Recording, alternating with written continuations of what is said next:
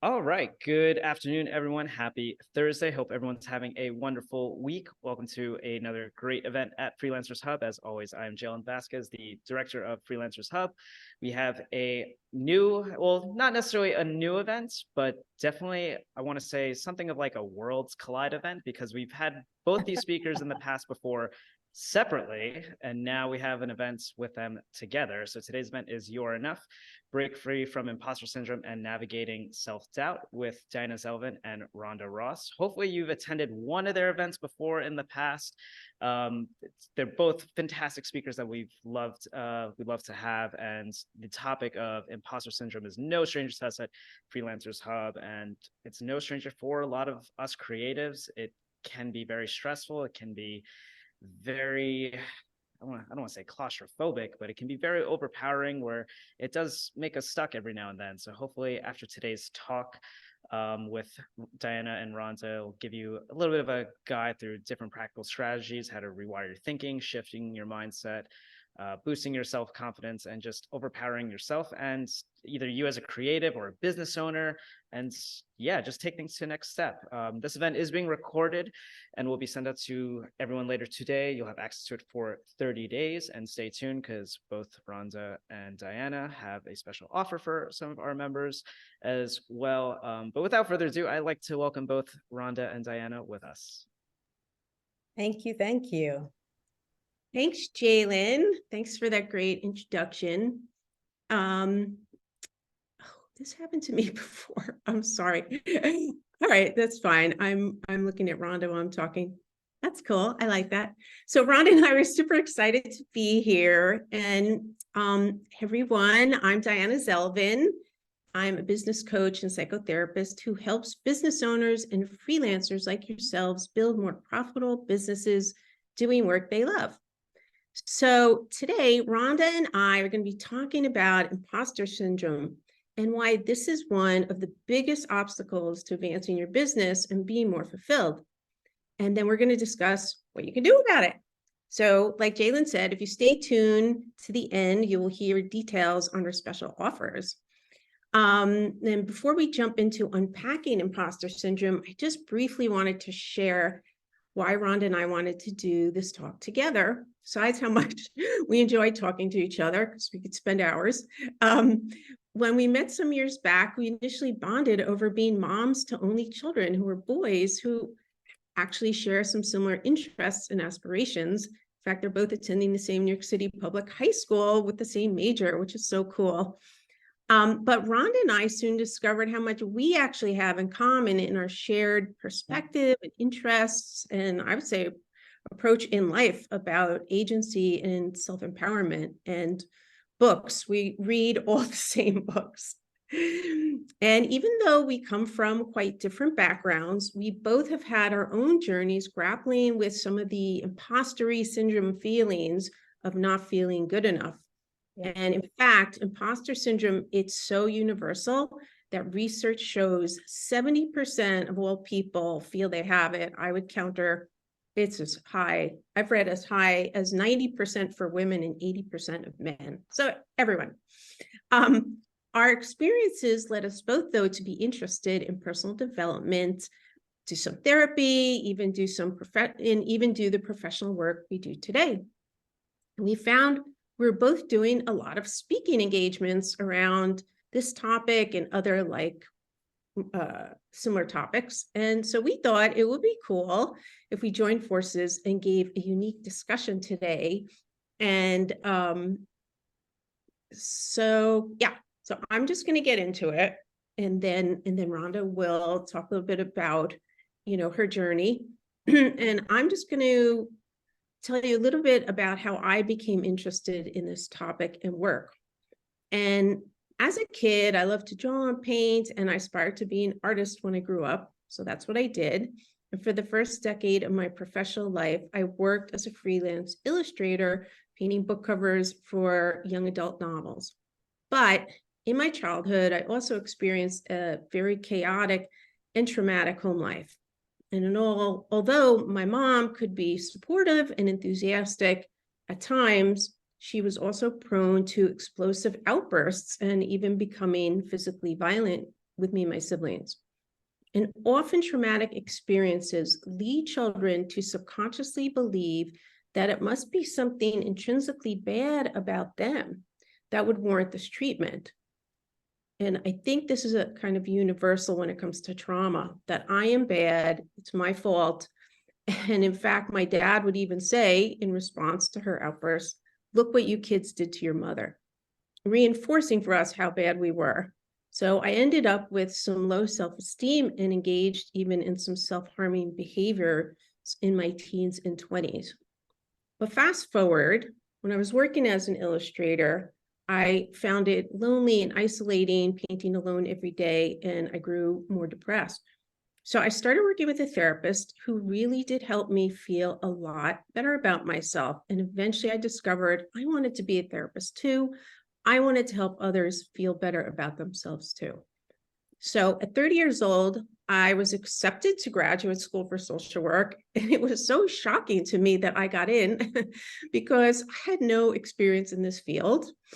Or so I thought. And looking back, this is when I really noticed the strong feelings of imposter syndrome. Maybe the school had made some mistake in letting me in, or maybe it was just plain luck. I mean, really, how good was my personal essay?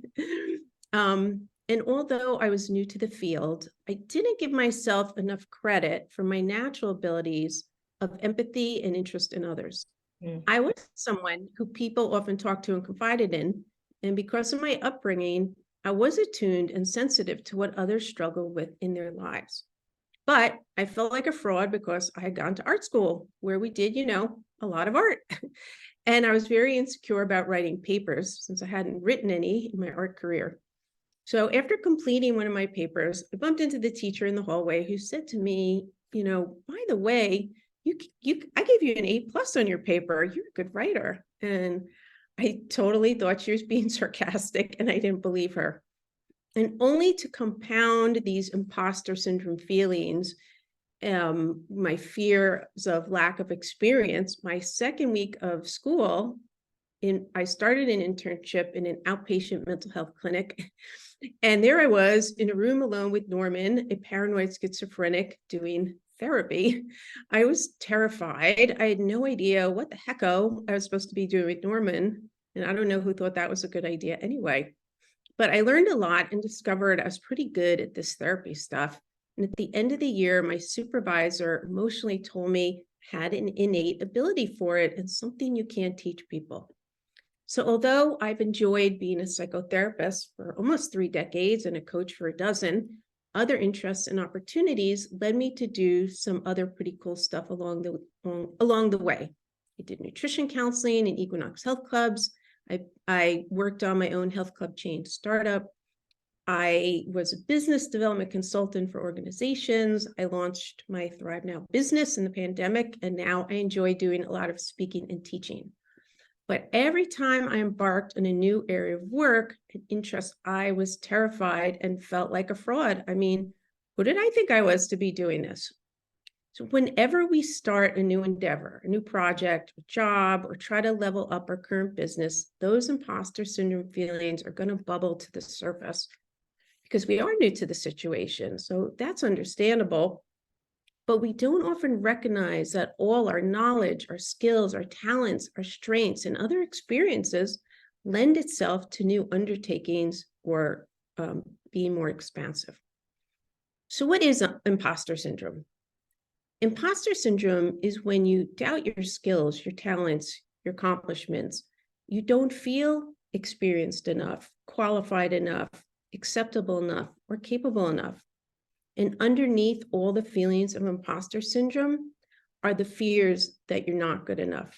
And that's more the language that I've used in my work over the years that's so universal, is not being good enough. And that's why this talk is called You Are Enough. You may think any success you have is because of good luck or timing, I thought, and you have a persistent fear of being exposed as a fraud or the imposter you think you are. So that's kind of a beginning opener about imposter syndrome. And Rhonda, I'd love to pivot to you, and maybe you can tell a bit about your story and how you became interested in this work. I will. Thank you so much. Thank you so much, Diana. That was great. Hello, everybody. My name is Rhonda Ross. I'm an Emmy-nominated actress, a Grammy-nominated songwriter, a motivational singer, and a thought power practitioner. So by thought power, I mean I'm a person who understands our power of thought and how it dictates how we feel. And by practitioner, I mean that I practice daily, all the time, what I preach. I practice it because I need to practice it to feel better. When we're dealing with feeling like an imposter, that's a terrible feeling. That's a feeling of fear, of insecurity, of feeling less than, and we want to feel better, right? We think we need to get more degrees, as Diana was saying, and more expertise and more experience under our belt. We have to become somehow more successful in order to feel better. But feeling better doesn't have anything to do with that. No one is so successful that they are exempt from these kinds of feelings. Feeling better is a practice, and there are some simple steps that lead to feeling better. As the founder of Feel Better Today, which is a self-empowerment program that I developed, I offer a variety of actionable empowerment courses and tools and solutions to people who are ready to free themselves from imposter syndrome and all the other syndromes, failure syndrome and perfectionism and people pleaserism and responsibility addiction and pigpen despairism and all of that. So now, if something about my name or maybe my face is familiar to you, it may be because, in addition to everything I've just mentioned, I'm also Diana Ross's daughter. And I will pause for a second in case people are just going to see if they can see it in me. Sometimes my parentage is the elephant in the room when I do these kind of talks. People look at my face and my name and they think, is she? Wait, isn't she? Wait, no, maybe she's not. Maybe she is. Why does she look so familiar? And then when they find out, I see this strange look go over their faces as a whole bunch of questions go through their minds. You know, how is your mom? Can I take a picture with you? Do you know Oprah? All of that stuff. So I'm going to quickly answer those questions and just say, she's good, thank you. Sure, maybe later. And actually, yes, I do. But the reason I bring it all up is because my parentage has been a huge source of my feeling like an imposter. Huge source. Every time I walked into a room, my main question to myself is, do I tell them? Do I not tell them? Do they already know? Because I used to think that as soon as it was known who my mother is, nothing I had to offer could compete with that fact, which made me feel like a complete loser, right? This meant that I was always overcompensating or becoming a people pleaser or lowering my boundaries or my standards, all of that stuff, just so I could feel like I had something to offer. Now, even though my personal situation is unique, my feelings of imposter syndrome are not. According to Psychology Today, people who struggle with imposter syndrome believe that they're undeserving of their achievements. They feel that they aren't as competent or as intelligent as others might think they are, and that soon enough people will discover the truth about them. And just like Diana mentioned, research shows that 70% and maybe more of the population struggles with imposter syndrome, and even higher numbers of freelancers and entrepreneurs fail to reach their goals because of imposter syndrome. There's a website called feeltheboot.com. It's a website for business startups. And it states that imposter syndrome might be even more common amongst entrepreneurs because we're such high achieving people with such high expectations.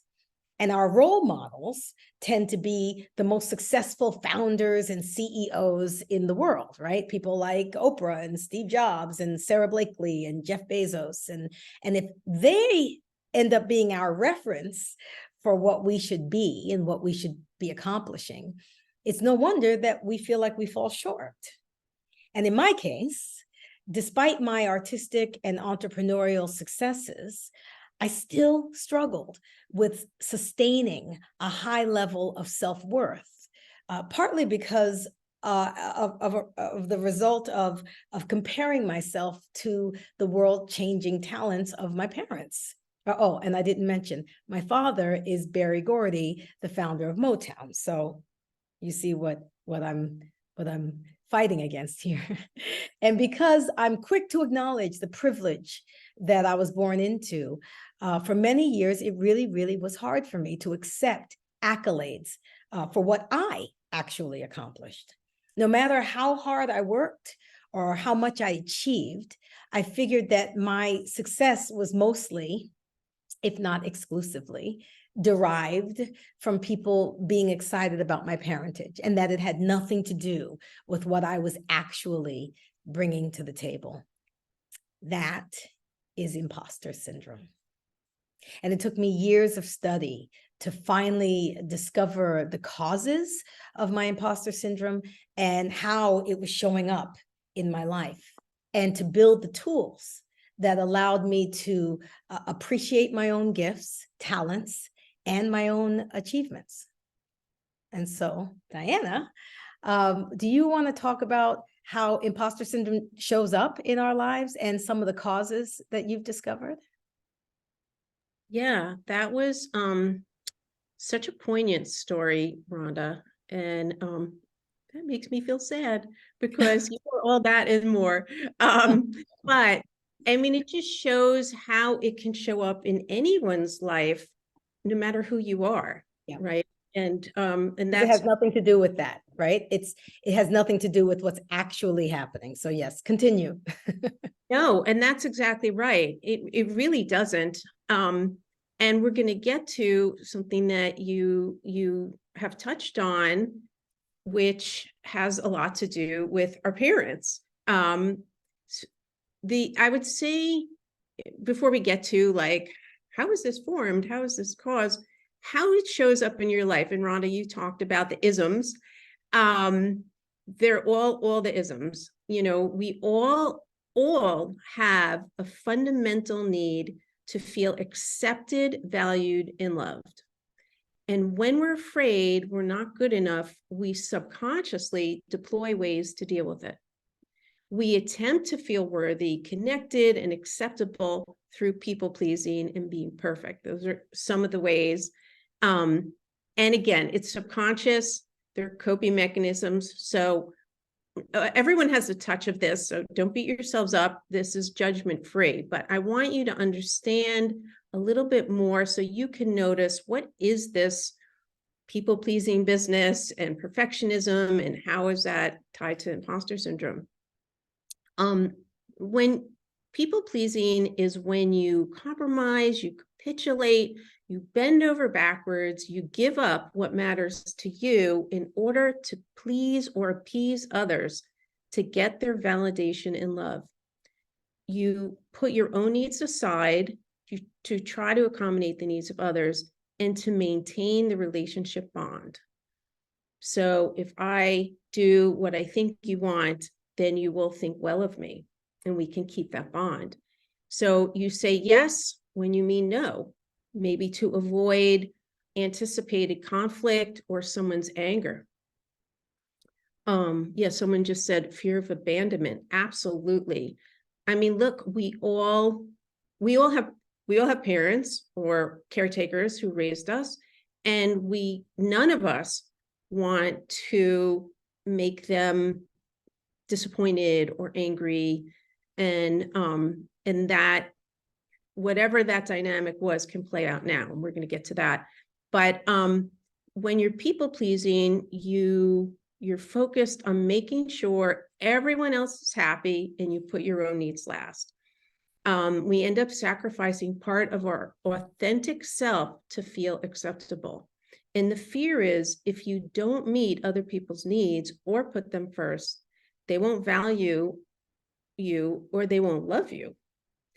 And perfectionism is another very common coping strategy with imposter syndrome. And we all have like a touch of both on the spectrum, because it's part of the way we're wired. It's part of being human.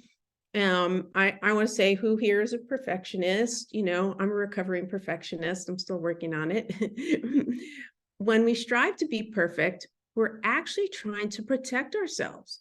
If I'm perfect and do things perfectly, there's no space for you to find fault with me. If I'm perfect, if I do things perfectly, then I hope you will value me, you'll like me, you will love me. But perfectionism is a tall order, and it can lead to overworking, over-preparing, spending more time on a task than is necessary. And in trying to do everything perfectly all the time, you can burn out. And perfectionism can also lead to procrastination, avoidance, and indecision. Those are big, let's call them symptoms of imposter syndrome, where you put off doing tasks out of fear that you won't be able to meet your own perfectionistic, it's a hard word for me to get out, high standards, or that you will make wrong decisions. So we may avoid taking risks and putting ourselves out there. We put our dreams and goals on hold because we're afraid we can't do it. The constant pressure you put on yourself to be perfect can lead to elevated stress. It can lead to anxiety, decreased productivity, and even burnout. And we have excuse me.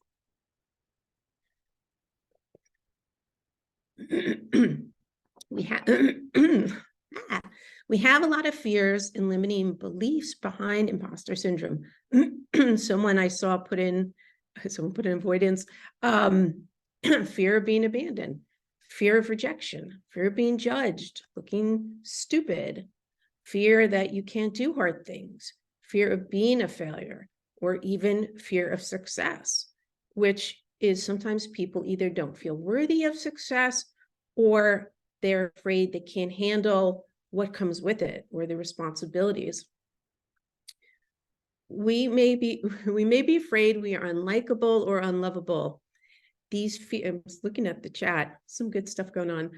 The fears associated with imposter syndrome lead to a lot of other negative consequences in our life, such as under-earning. And this is pretty common with freelancers.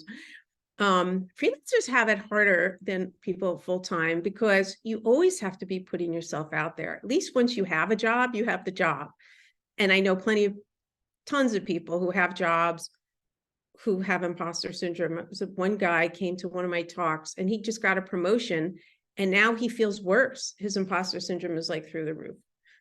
But for freelancers, it's hard when you feel afraid you're not qualified enough or experienced enough or capable enough or good enough to put yourself out there to market your services. Thanks, Jalea, all of it. And to get new clients. It's hard to get new clients and be paid for what you're really worth. And the fear of failure can cause you to avoid opportunities. Yes, Paula, Under-Earners Anonymous. Take on new challenges or risks, limiting your professional growth and advancement. So that's a really big problem. And the fear of being judged or making mistakes can inhibit creativity and innovation, as people are less likely to try new ideas or solutions. So as you can see, feeling like a fraud erodes one's self-esteem, affecting all areas of our life. And since I'm a little ahead of time on my schedule, Rhonda, we're going to get to what causes imposter syndrome. I don't know if you had anything you wanted to add about, people pleasing, perfectionism, any isms, things I didn't cover. No, you covered everything so well. And I think it's okay to be a little bit ahead, because hopefully we can take questions at the end or something like that. So I think that's fine. You're saying this is exactly where we should be. You're good. There, see, there's my imposter syndrome. There you have it. Yes, no, you're good. You're good. It's always rearing its head. All right, so let's get into, thanks, Rhonda. Appreciate that. Yeah, because we're looking forward to some Q&A. Yeah. So what causes imposter syndrome? Rhonda shared what, played a role in her story. I shared some of the parts of my story. I first want to just mention, we can't ignore society, right? Our culture gives us all kinds of messages that we're constantly up against. We're bombarded, on social media and advertising that tell us we're not good enough, we don't look good enough, we don't have the right things, we aren't successful enough, or living as fabulous a life as others. And, it's hard not to absorb this. But we are especially vulnerable to those messages if there are other factors causing us to already not feel good enough. So people who feel more confident, they can let those images and that marketing kind of glide off them. But the people, which is most of us, that are vulnerable to those, our imposter syndrome stuff is, as Rhonda and I talked about, is caused by our early life. No matter who our parents are, right? Even though feelings of not being good enough are universal, it's very individual on how it forms. So gaining some more awareness on how it took shape for you can help make a difference in how you want to address it. And in my practice over the years, I've seen so many different kinds of scenarios that cause people to not feel good enough. And, children get a sense, I always like to use this metaphor of the mirror. Children get a sense of how they feel about themselves when they look into the mirror, even as a baby, that their parent reflects back. And we internalize that mirror. And that's in part where it starts and how we feel about ourselves. So depending on what, the facial expression, the engagement or disengagement, the lack of attunement was to the baby, like, this is going way back. But if you were a baby who was left crying on your own for long periods of time, frequently, you may feel, kind of resigned that no one's there for you, no one's coming for you, and you're on your own, and again, not good enough to get that cuddle or the love that you need. Well, most parents, even my parents, they did the best they could with what they knew and where they were in their life and what they went through. And often they think they're doing their best for their children, but they may not even be aware of the impact of certain kinds of parenting. For example, and again, this is judgment free, but just take this and file it away. Giving conditional love, whether you're a parent or you're not a parent, or you're going to be a parent one day, or this is something you went through. I want you to understand what conditional love is. It means that being loved comes with certain conditions. So if you do what your parents want you to do, or you become who they want you to become, then you get their love and approval. I've talked with a lot of my other talks about money.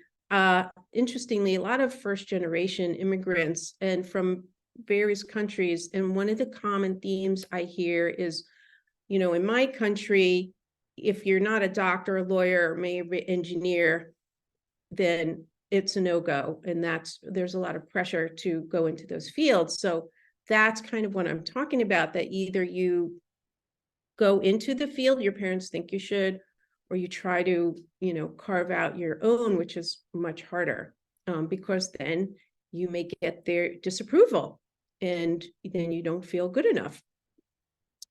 And also, just to mention, using punishments and rewards can teach children love is conditional.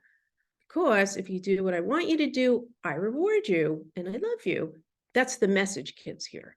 And if you don't, I punish you. And conditional love makes a kid feel they're only good enough when they're doing the right thing by the parent. So even if parents, and this can be more nuanced and more subtle, if they're too judgmental, they're critical, controlling, that can lead to not feeling good enough that what you have to offer or say, or your opinions or who you are is wrong.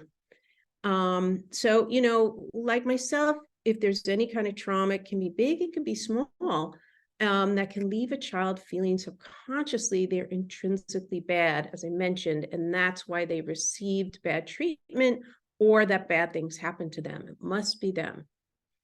And even parents, Beyonce, didn't know that, even parents' own struggles with depression, anxiety, and other mental illness can cause children to feel that they weren't enough to make their parents happy or well. Or kids of divorce can sometimes feel they weren't enough to keep their parents together. Or, I mean, this is, it's a lot. This is why it becomes so universal. If you didn't feel good enough because you felt different from your peers, maybe your ethnicity, your religion, your socioeconomic level, your gender, your sexuality, your appearance, maybe you had a disability or you had learning issues. So any of these issues, so it's a lot, have caused you to feel different from other kids and then less than them. So the most common denominator that I find with everyone in my work is that they often don't feel good enough because their parents unintentionally didn't show them their feelings and needs were not a priority. Like their emotional needs were not enough to come first. So they didn't give enough support or approval or interest in their child's emotional life. But even with nurturing and loving parents, sometimes it's other figures in our life who have hurt us. Other family members, siblings, teachers, coaches, like athletic coaches, babysitters, friends, peers who were hard on us. Tons of people were bullied and people were abused by people outside of their family. Bullying alone can cause people to feel not good enough. So when any of these children in any of these scenarios become grown-ups, that's us, we still need the acceptance and approval they never got. And subconsciously, we look for validation that we're worthy and lovable in our life. And that's actually most of us. So I'm going to hand it off to Rhonda, and she's got some other interesting things on this topic to add.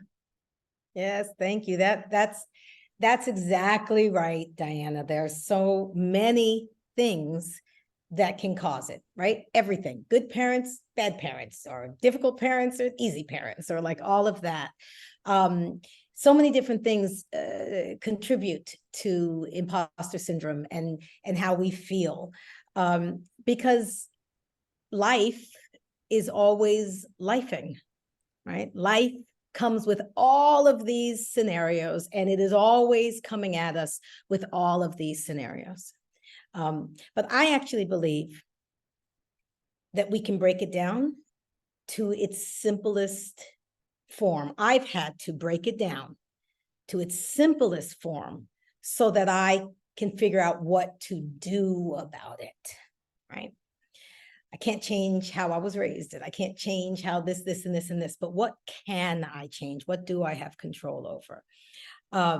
So what I have realized is that there is a space between all those things that happened to us, that happened when we were babies and children and growing up, and that happened today, that are happening right now.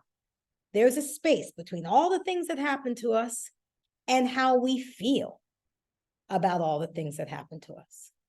And in that space live our thoughts about all those things. And it's actually our thoughts that trigger our feelings. Our feelings are an indicator of the thoughts that we are thinking, the thoughts that we are allowing to live in our minds, not what is actually happening.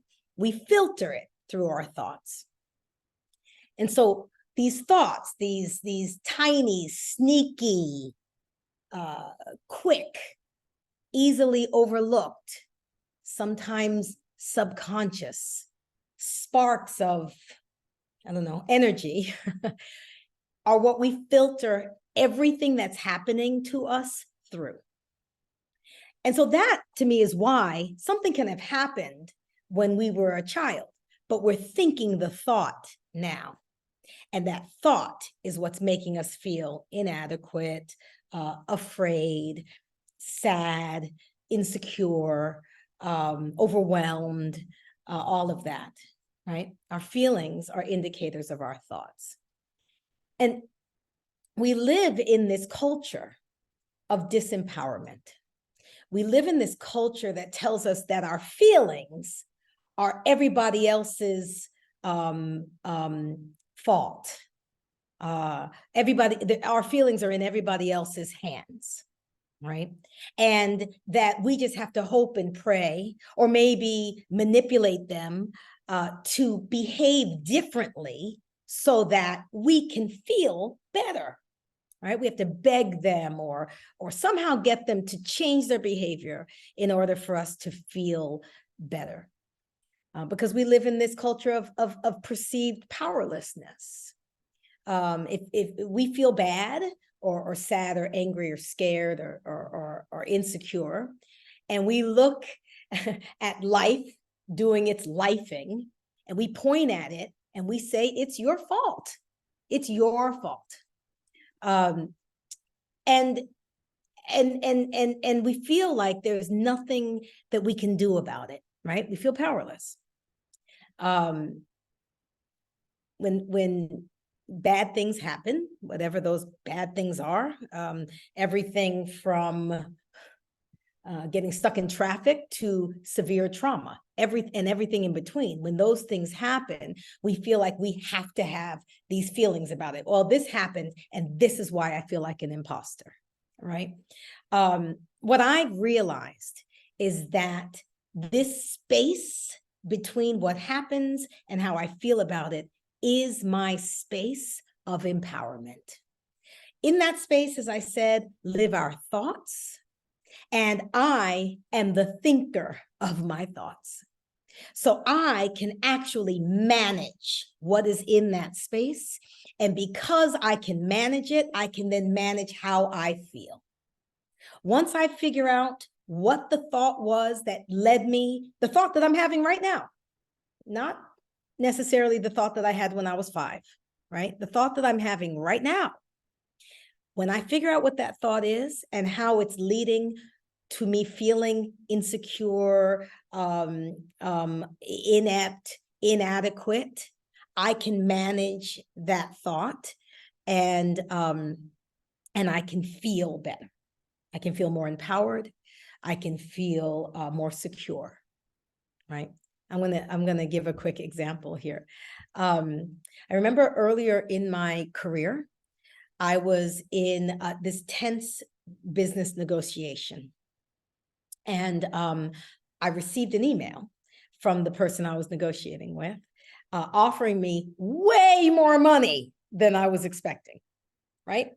So without noticing it, I immediately thought, I got this. Oh my gosh, look how easy that was. Everything's gonna be okay, right? My body relaxed. I breathed easier. My imposter syndrome evaporated. I felt valuable. I felt worthy. I felt proud. I felt a little bit silly for having worried about it, right?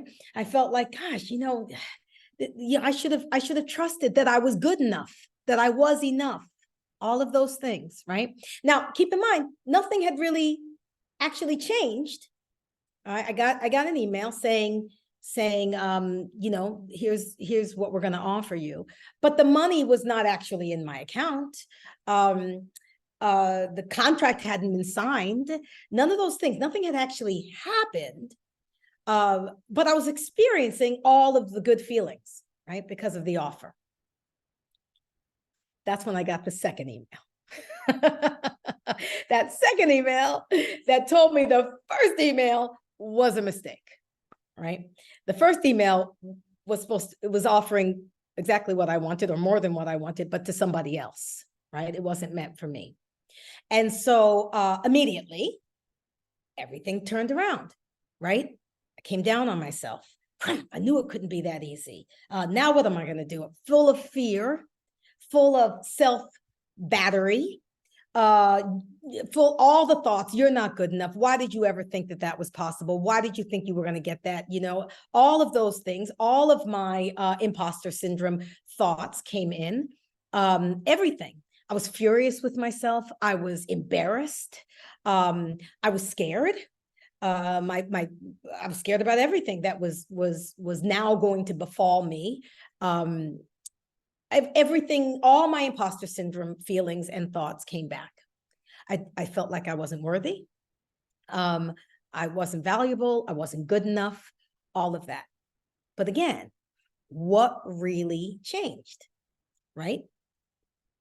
No contract, no money in the bank, none of that. What really changed occurred in this space. My thoughts changed. My thoughts changed, and they changed how I felt, right? My thoughts were making me feel either valuable or not valuable, right? So I came up with, through study and kind of putting all of different teachings together, I came up with a strategy that can always make me feel better. No matter what is actually going on, I have the control over this space of my thoughts. And I embrace this specific strategy, which is a 5-step process to feeling better. But the crucial first step is to recognize this space, to recognize that we have a space of empowerment where our thoughts live, and that our feelings, even the feelings of imposter syndrome, all of our feelings, no matter what has actually happened, and things actually happen because life's all day, every day. But our feelings are coming from this space of our thoughts. And so as long as you can make that crucial first step, then the other steps lead to feeling better. The steps are acknowledging your feelings, and then finding the actual thought that's triggering those feelings, and then shifting those thoughts so that you can actually start to feel better. And what I love about this process is it can happen like that. Just the changing of a thought. I won't go into it right now, but perhaps later.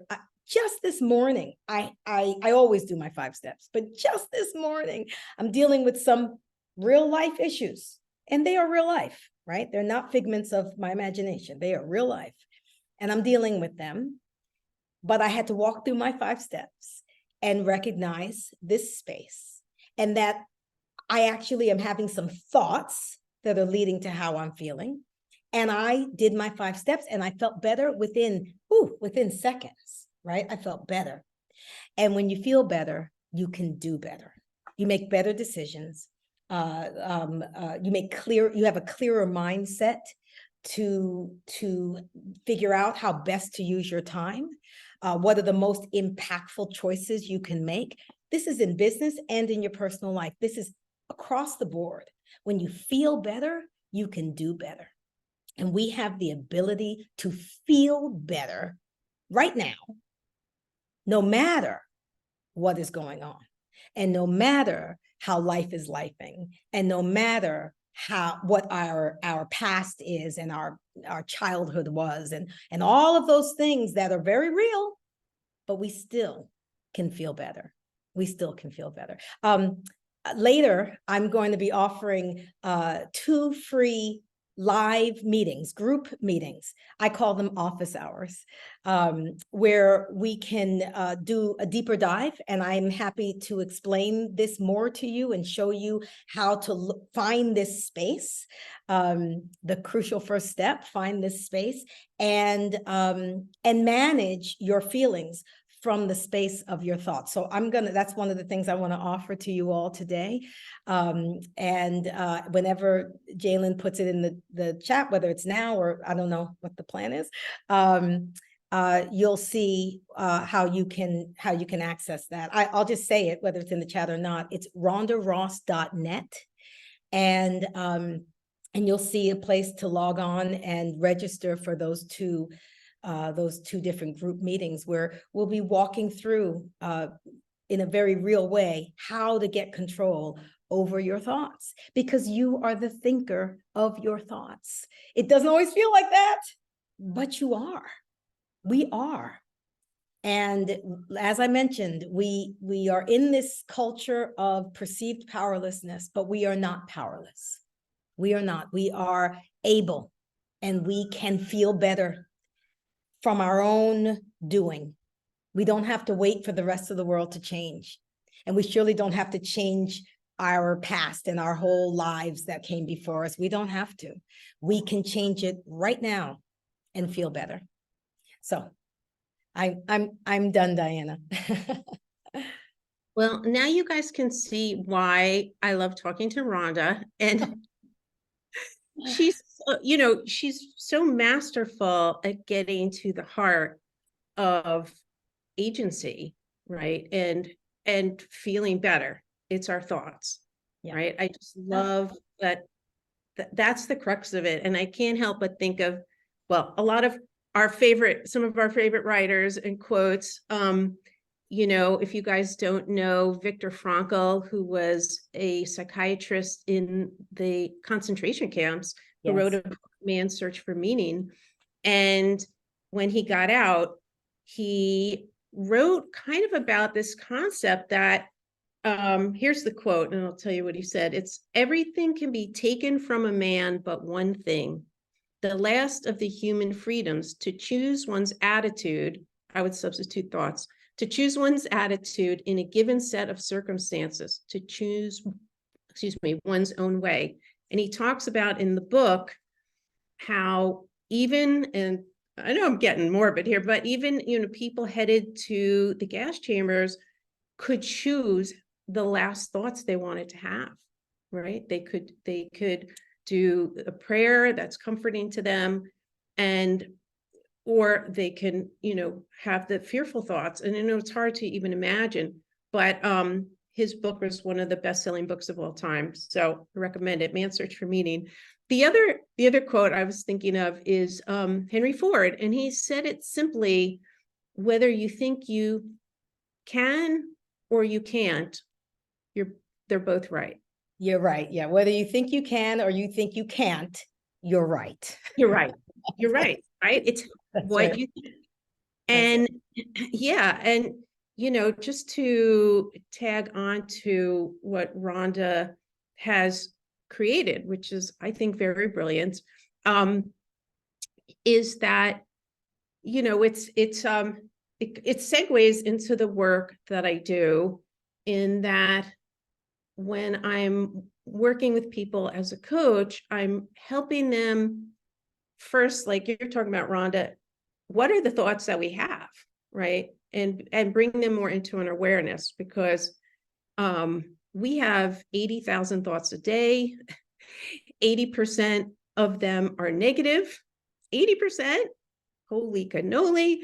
And 95% of our mind, 95 to 98%, is our subconscious mind. So we're being driven by subconscious thoughts. So if we can first capture the thoughts, right, that Rhonda's talking about, because the thoughts, as she's talked about, leads to how we feel. And then how we feel dictates what actions we take. And then the actions we take determine our results. So in other words, if we have a thought like, oh my God, I can't handle it, And then we feel anxious and nervous, of course. And then what action do we take? Well, maybe we want to avoid it or have some Ben and Jerry's. I don't know. And what's the result? Nothing, right? Not the result we want. But if we go back to what Rhonda's talking about, the thought, and we can replace it, and this is the strategies I'm going to get into that I like to help people with a thought that you can believe, whether it's aspirational, whether it's your future thought, that can change in how you feel. So if you say, oh my God, this happened, I can't handle it, and then you shift and you say, I can do this, I can handle it, I can do hard things, I've done hard things, and maybe you feel a little more calm, maybe a little more optimistic, and then maybe you take some action. I'm thinking about, you guys as business owners, maybe then you feel more comfortable doing some outreach to get clients. And then the results is your business grows. So that's kind of the progression I like to take people through. And I'm also just going to mention here, just in case people can't stay past the hour mark, also my offer, and then I'm going to get into a little bit about, I'm so sorry, on how part of what I help people do, and then you can see if you want to set up an appointment with me, a brainstorming session. So in case you missed the beginning, I'm a business coach and psychotherapist, and I help business owners and freelancers like yourselves build more profitable, can't say that word, profitable businesses doing what they love. I hope you guys are getting a lot. It sounds like you are. So, a lot of it so far today, and we have more to come. But if any of you would like some help directly from me, I am offering a handful of free one-on-one brainstorming sessions to people who want to learn how you can implement some of the strategies we're going to talk about and conquer your imposter syndrome. And if you want to dig a little deeper into your business and life and look at what's working for you, what's not working for you, and where you need to really focus on to get there. And if you want to know what it would be like to work, and my Calendly link is in the chat. I think Jalen put it in. Also my email's in there, so you can do either one. But if you want to know, in that brainstorming session, we can also talk about what it would look like to work with me in a coaching program, and we can dig into those details. So I'll tell a bit more about that at the end. So I'm just going to get a little more into some of the strategies that almost like scaffold onto what the work Rhonda does as well. And, I just want to go back to this ticker tape of subconscious thoughts. We have the 90% running all day long of, it's usually negative thoughts about ourselves. Like, can you imagine? And, we're giving ourselves a litany of negative criticism and beliefs.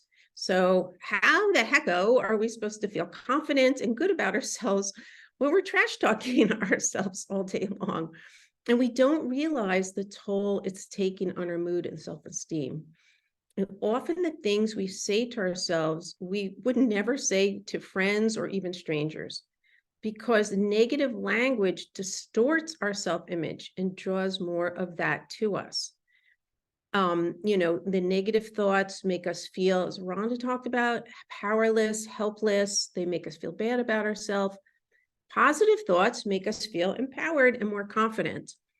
And if we want better results professionally, personally, we need to work on changing the thoughts and what we tell ourselves.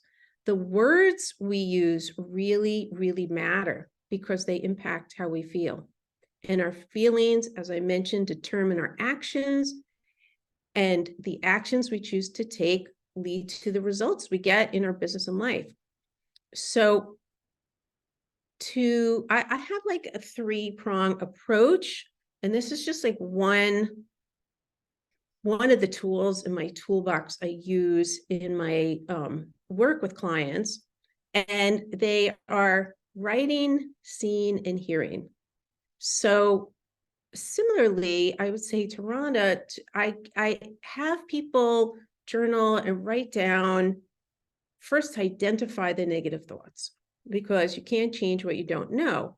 So, you might want to start with things that you woke up this morning, what's worrying you, what's causing you anxiety, what fears do you have? I like to start with fears, called a fear journal.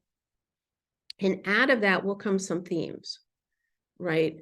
Like think of imposter syndrome thoughts, like, when you want to get new clients, oh God, I don't know how to do that. I'm scared. Or you want to get hired for a project, but like, I don't want to put myself out there. Or you want to raise your rates, but you're like, oh, I can't really charge that much. Or you want to speak up for yourself and you're like, oh no, what I have to say is stupid.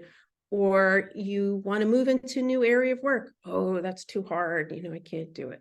It's just things like that. So what are the things you tell yourself about your abilities, about your work, your intelligence, your habits, or even your character? And I'm just going to give a quick list of some of the things, clients have said, I can't do this. I'm afraid I might fail. I'm not good at making money. I don't know how to get new clients. I can't handle it. I'm not good enough. I'm afraid of failing. I'm overwhelmed. I've never done this before. And people have come in saying, I feel like an imposter. But these automatic negative thoughts, as Rhonda talked about, they're a narrative we have in our mind. They're often distorted and they actually don't fit the facts. And these thoughts do affect how we feel and what we do or don't do. And we subconsciously accept them as facts, but our thoughts are not facts. They're just what our mind is telling us at that moment. So we get to choose, and this is what Rhonda's talking about. We get to choose which ones we engage with. We really do have that choice.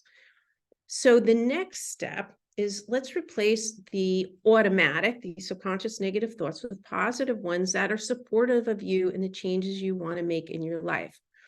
And so then I'll have people write down alternative, encouraging thoughts you can say instead. So affirmations you can believe that are aspirational.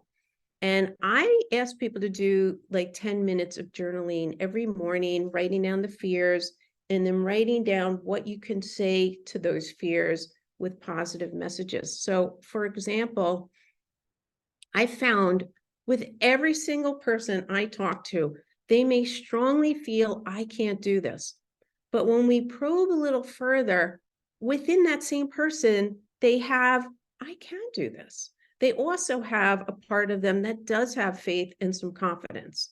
Even people who really seem very depressed, I have found that part of them that's like, okay, I can figure this out.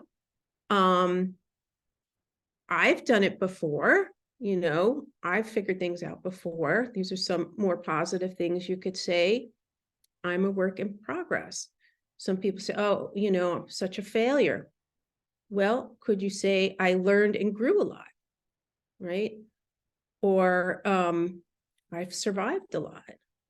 Or maybe you have something, I had a consultation with somebody, and she met her on one of these talks, and she felt like she failed at everything. But once we talked one-on-one, I discovered she was so accomplished in her life. It was kind of shocking, but her bar was so high that anything she did, she felt like a failure. So, I had to help her shift her paradigm to she learned and grew, and it became the foundation for all the next things she did. I like to say, I'm going to make today a great day. If you wake up, you're like, ugh, I'm like, no, I have that power to make today a great day. I have choices. I can do hard things. I didn't make that one up. and I am enough, right? So, just remember that the negative thoughts make us feel helpless, bad about ourselves, and often lead to procrastination, avoidance, and inaction. Positive thoughts make us feel empowered and more confident, which leads us to figure out what steps and actions to take to get the results we want. So the second prong is to see. Now you want to see these statements and choose a couple. Oh, I didn't have my cards with me. But I have people put them on. I have index cards or Post-its, like, oh, I have my ring. I'm a badass. I am bold. I can do hard things. I have value to share. You need to see these things over and over. It's like exercise. Like, you don't go to the gym and get in shape and then you're done. We got to do this for a mind. Like Rhonda's talking about every day, moment by moment. And, the more we do it, right, Rhonda, the better we get at it. Like catching the thoughts, reworking the thoughts. So we got to exercise this muscle. So it helps to also, write them, see them. And then the third one is hear them. And this I do a lot. I may look like a crazy woman when I'm out walking. It's self-talk, and you got to do it out loud. It's because there's a lot of research behind self-talk. In fact, the Navy SEALs use it to get out of dangerous and grueling situations. Professional athletes, to accomplish, amazing feats. And some of the most successful entrepreneurs, they do self-talk. And I would say you got to do it out loud. You got to use your name instead of like, I can do this. You say, Diana, you got this, because it's like your friend telling you, and you're more likely to believe your friend, right? It overrides our negativity bias, which is an evolutionary vestige of we are programmed to look for the negative. So we can override that by saying, Diana, you're a badass. You're going to make today a great day, right? You're going to do a great talk today, which is, I had to do that. So, self-talk can be used for motivation, to boost your mood, for support, encouragement, for better performance, achieve all kinds of goals. So to get your day off on a good foot, as you're getting ready, look in the mirror, say these phrases aloud. If you're taking a walk, and you say it with energy and enthusiasm, so you really feel it. Even if you don't believe it, I would say yet. Yet is one of my favorite words, yet. Louise Hayes. I love Louise Hayes. Yeah, she has a book called I Can Do It. And she's got all kinds of great affirmations in there. One of my best favorite examples is Muhammad Ali, who famously said, I'm the world's greatest boxer, and he said it over and over. And when he first started saying, he actually wasn't yet. And then he became it, right? We could also talk about, he did the hard work. That you can't just say it. You have to take action, right? You have to take the action. But because his brain was focused solely on that, he did become it. So, I just want to say, like, the main goal of all these strategies is when it comes to making a decision, the goal is to turn the volume up of your own voice in your head and drown out those other voices, the culture, the parents, that negative voice that's been in there. And the important thing to ask yourself when you're making decisions is, who are you really doing it for? Is it really for what you want and need? Or is it to make sure others are okay with you? Are you doing it to avoid conflict or perceived confrontation? It doesn't mean you don't care about others to prioritize your own needs. And it doesn't hurt others to prioritize your own needs. And if it does, that's about their issues than yours. So that's something to think about when you have these thoughts that you're trying to prioritize front and center. So I'm just looking at the time. Rhonda, we did really well with the time here. I'm just going to I'm going to stick to our template, and then we'll do some Q&As. And if you want to talk about your course again after me, wonderful. If you feel you've said it, I think it helps to say again what your offer is. But so again, I'm a business coach, psychotherapist. I help business owners and freelancers like yourselves build more profitable businesses doing what they love. And I really hope you guys are learning a ton today. And if you would like some help directly with me, I'm offering a handful of free one-on-one brainstorming sessions to people who want to learn how you can implement this on your own more. And if you want to dig a little deeper into your business and life and look at what's not working for you, what is working for you, and what you need to focus on to get there. And, also if you want to know what it's like to work with me as a coach, we can dig into that too. I only have a handful of these slots because I'm only one me and there's like 40 of you guys.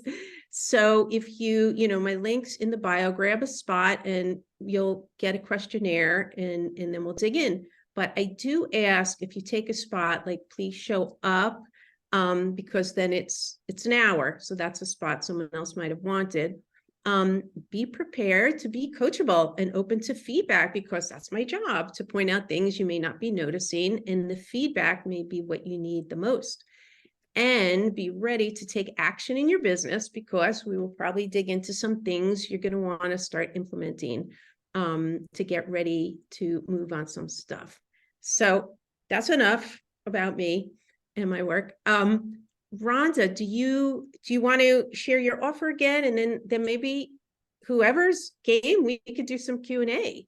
Yeah, that sounds great. So I will follow your lead, Diana, and I will restate who I am. My name is Rhonda Ross. And in addition to also being a freelance singer, songwriter, and all of those things, I am also a thought power practitioner. And I like to help people feel better now, feel better today. And the way that I do that is through a 5-step process that begins with the crucial first step of acknowledging that our feelings come from our thoughts, not from what's actually happening, though things are happening and they are real. Either way, our thoughts come between what's happening and how we feel, and our thoughts are what's triggering how we feel. And we can manage those thoughts because we are the thinker of our thoughts. So my offer today is also free. You can access it through rhondaross.net, RHONDAROSS.net, and it's also in the chat. And there are 2 sessions that you can join. They are group sessions. You don't have to join them both. You can join one or the other, whichever works in your schedule.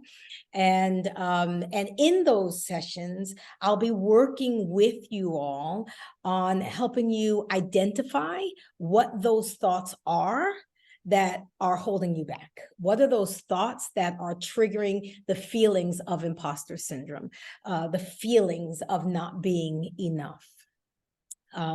Thoughts that, whether you realize it or not, you are actually thinking right now. You don't have to change however many years of the life you've already lived. You can just manage the thought you are having right now. And we do have the power and the ability to do that. So the crucial first step is acknowledging that our feelings are indicators of our thoughts and not necessarily indicators of what's happening to us. And then looking at those feelings, really sitting with them, really naming them and describing them and understanding really what they are on a more detailed level. And then figuring out which of your, I think Diana said 80,000, which of your 80,000 thoughts are the ones that are triggering that particular feeling. The other thing is we have so many feelings, right? So we have to sort of detangle those first, figure out which one we want to work on. So we figure out the feeling, then we figure out the thought that's creating that feeling. And then we go on to replace that feeling, as Diana mentioned, replace that thought with a better feeling thought. I call that an INT, an intentionally nourishing thought, an INT. And those INTs, you find the one that works best for you. But it's really important that as Diana mentioned, you have to find a thought that you can believe. They can't be just a generic thought, just one you pick out of a book, an affirmation you pick out of a book. Those don't tend to move the needle, move your specific needle, right? So you find the thought. I was in a situation this morning. It's a little off topic. I'm gonna go off topic for 2 seconds. I have a very dear friend who is elderly and in the hospital and preparing to make her transition. She's dying. And I've been visiting her every day. And this morning I was just full of feelings of sadness and anger and fear, and everything was just kind of ping-ponging around. And I did my steps, starting with the crucial first step, recognizing that it wasn't just that I was feeling these thoughts because my friend is dying. I was feeling these thoughts because I've been feeling these feelings because my friend was dying. I'm feeling these feelings because of some thoughts that I'm having. So what are they? And I went and I looked around and found them. And the main thought was, I can't do anything about it, right? Perceived powerlessness, as we talked about earlier. I can't do anything about it. And once I said, oh, that's the thought that's leading to these feelings, I looked for INTs, intentionally nourishing thoughts that could soothe that thought, that could replace it. And even something as simple as I'm doing what I can, even something as simple as whatever amount of time I am able to spend with her is valuable. I'm so thankful that I can get there to hold her hand, to stroke her head. I just those little thoughts. It wasn't big thoughts. It wasn't, it wasn't, I can change the world, right? I can change this situation. I can stop her from dying. It wasn't big thoughts. It was little thoughts. And just shifting those little thoughts, those specific thoughts, those ones that really worked for me, I found myself just in the moment, in the actual moment, feeling better. And then when you feel better, you can do better. So right after feeling better, right after some of that sadness lifted from me, I all of a sudden started to have much more clear thoughts. Thoughts about what time I should go into the hospital. I usually go at 8. Today I went at 7. And that meant I was there when the nurses made their shifts, and I was there when the doctor visited. And I just had some other things happen that made my time with her even more impactful, that I don't know that I would have even had the clarity of mind to have those thoughts if I was still free falling in my own sadness, anger, and fear. So when you feel better, you can do better, and you can feel better by shifting your thoughts. So I digressed. I'm offering 2 sessions where I'm happy to help you start to detangle some of those feelings and detangle some of those thoughts. I call them office hours. I've done them with the Freelancers Union in the past, and they've been very productive and very successful. And people who have thought that they were really stuck in feeling a certain way, feeling like an imposter, they have found that there are ways to shift that they are not powerless, and they can shift that. We each have the power to feel better. That's my offer. And yes, we could happily take some questions. I don't know, Jalen, how much time do we have for questions? We have about 10 minutes left. So if anyone Okay. has any questions, feel free. You can just come off mute. It saves some time from typing. So Sure. I at first, I just want to say, Rhonda, I'm very sorry to hear about your friend. Really, and for Rhonda, I was texting her like, "Where are you?" It was 1 o'clock, and you're probably dealing with that. And I feel really, it's happening in real time. I feel terrible. Oh, Um, no. but no, it's, you shared such probably one of the hardest examples, right? Yeah. Like that was really incredible on how you like reframed and could feel better about it. And ironically, just yesterday I met a woman who is a death doula, and she was talking about how and people can make the, if they get the gift of having loved ones with them, that it can be a beautiful time. Yeah. Doesn't have to be I mean, it may be, but terrifying and beautiful and meaningful. So you really, thank you for that example. That's incredible. And I want to say the cool thing about us doing this together, you guys can sign up with both because our offers are free. Yes, yes, this is So true. This and they, is true. and just like Rhonda and I work well together, I think those offers also work really well together. So whatever your schedules allow. I did see yeah, I saw Angelica had her hand up before. So Angelica, if you'd like to ask your question, you're more than welcome to. Thank you. Thank you. Ladies, first of all, thank you for taking some very valuable time to be here with everybody. But me, thankfully, I've met Diane in the past, and it's food to my brain, and I've been in a great journey in healing, and I've done good, but I'm curious as to what suggestions you ladies have when it comes to somebody else coming and bringing these labels and changing your inner peace. What suggestions do you have to bring yourself back?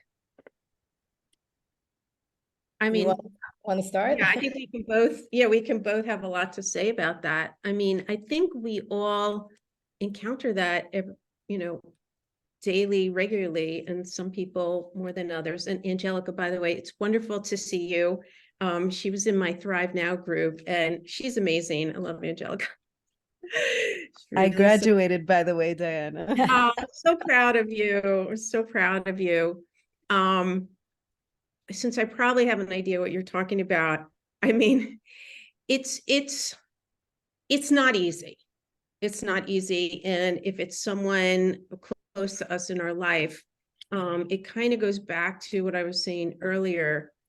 How do we turn, this may be not an answer, but turn the volume up on your own thoughts? I would almost say to double down on like what Rhonda's suggesting, what I'm suggesting. It goes back to doing that. I mean, I spend, and this is no joke, I might spend an hour, sometimes 2 hours a morning, getting my mindset in the right place and doing all the things that I need to do. And I usually start with my little journal. It's very skinny. I write down things that are worrying me, causing me fear. Maybe you write down how this person or people make you feel.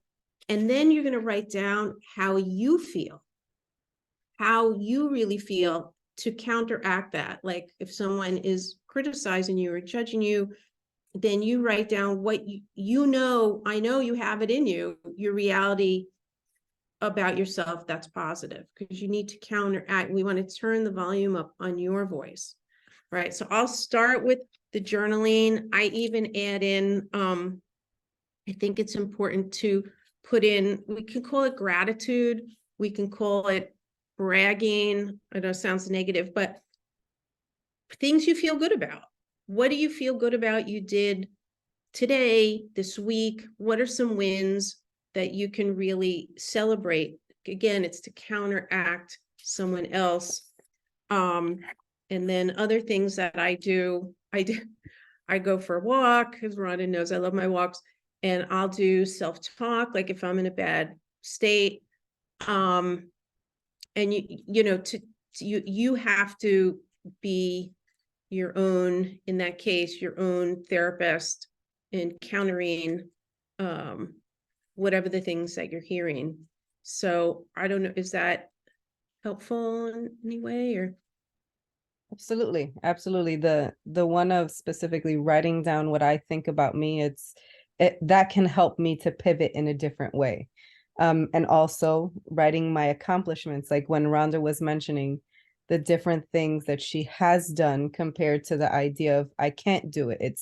That makes all the difference. So I definitely appreciate that input. Yeah, and I would just like to double down on that. That the reason why my process works for me, and it works in all of the different situations that we encounter in our lives, is because things are happening. People are saying things intentionally or not intentionally, doesn't matter. People are doing things to us intentionally or unintentionally, doesn't matter. And all of that is very real. People are making choices that we don't like. All of that is very, very real. So in your case, you were saying, what happens if someone is saying things or come at you a certain way? That's real. That is happening all day, every day.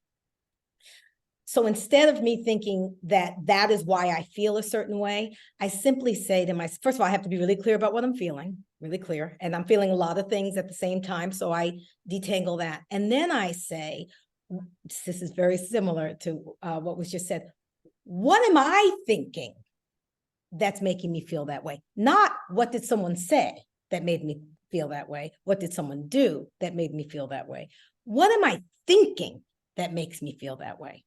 And that shifts the onus, shifts the power from them to you. And so then you realize, oh, I'm thinking, okay, they called me stupid. So now I'm thinking, yeah, they might be right, I'm stupid. Or I'm thinking, I'm not stupid. Or what am I thinking that's making me feel this way? Then we have, that's why I call it the crucial first step, because then we have a place from which we can start. Okay, that's the thought. Now I get to interrogate that thought. Now I get to find out, is that thought really true? Is that thought helpful to me? Is that thought, like I can now interrogate it. How can I replace that thought? What thought can I really, as Diana mentioned, can I really believe that will really shift my needle, that I can put into that thought? What is that thought? You got to find that first. So that's what I would add to the situation. Yes, I hope that's helpful. Very much so. I very much so appreciate both inputs. I will put it in the vault. Yes, very good. Very Thanks good. for coming on and being courageous, Angelica. Yes, Pleasure is mine. I noticed, oh, there's someone else with their hand raised.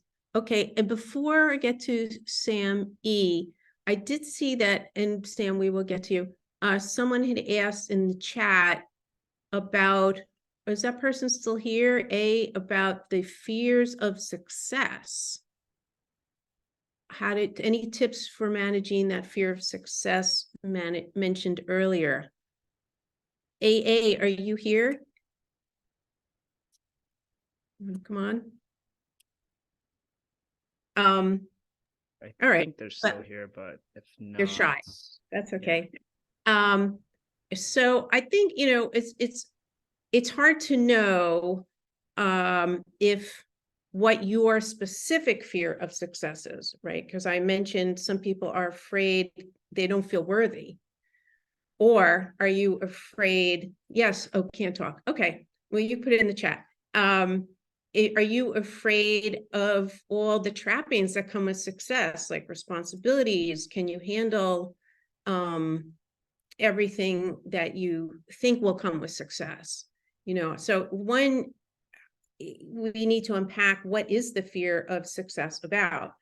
One of my previous talks, I talked about, for myself, I discovered part of my fear of success was that my siblings would envy me. And I think that even Oprah had spoken to this one time about, like, she was on the cover of Vogue and she had lost 20 pounds and she was looking fabulous and she was so proud, and she got all this hate mail which was horrible. And it reinforced a belief she had, which I think she no longer has, because that was a while ago, that you can't have it all, right? You can't be, smart, a woman, successful, intelligent, that people will envy you. So I don't know what your fear of success is, but I do think, Rhonda's tools and the approach that I'm talking about as well, to one, again, capture what that fear is. And, I would say then you have to give yourself the evidence that, either you can handle it, or I would say people are often frightened, one step at a time. I mean, I say that to myself a lot, like, it's just one step, just do today. I just get through today. And so it's not like all of a sudden you're a huge success and how are you going to manage all the feelings, but you're just going to break it down into manageable chunks. So I don't know if that is helpful, but if there's anything you want to share with us that we could address a little more.